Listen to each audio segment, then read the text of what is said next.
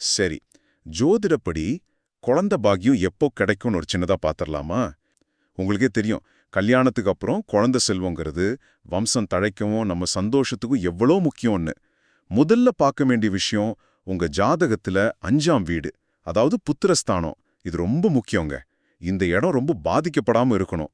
பாவ கிரகங்கள், அதாவது சனி இருந்தா தாமதமாகலாம், ராகு இருந்தா சிலப்போ மருத்துவ உதவி தேவைப்படலாம், கேது இருந்தா பரிகாரம், குலதெய்வ வழிபாடு இதெல்லாம் தேவைப்படலாம். ஆனா குரு பார்வை இருந்தா இந்த தோஷங்கள் கொஞ்சம் குறைய வாய்ப்பு இருக்கு.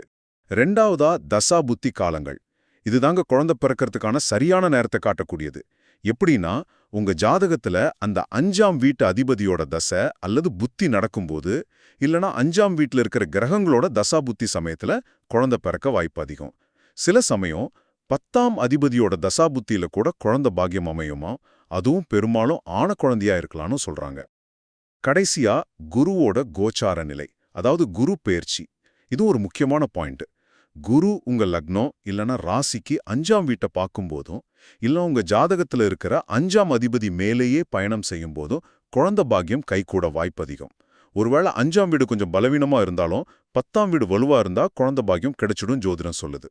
ஆக உங்க ஜாதகத்துல 5ஆம் வீடு, 10ஆம் வீடு, நடக்கிற தசா புத்தி, அப்புறம் குருவோட கோச்சாரம், இதெல்லாம் வச்சு குழந்தை பாக்கியம் எப்போ கிடைக்கும்னு ஜோதிடம் ஒரு வழிகாட்டுது.